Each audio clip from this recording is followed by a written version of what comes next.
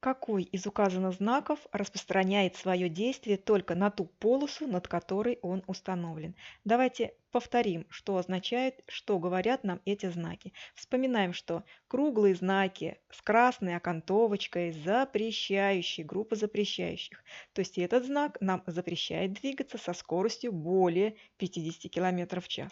Такой же кругленький знак, но без красной окантовочки, синенький, запрещает нам двигаться со скоростью менее 50 км в час, а просто квадратный знак нам просто рекомендует двигаться со скоростью 50 км в час. Он ничего не запрещает, просто рекомендует. Ну и логично предположить, что вот здесь это уточняющая табличка, которая говорит нам о том, что именно на этой полосе, над полосой, где размещен этот знак, необходимо двигаться со скоростью не более 50 км в час. Только А.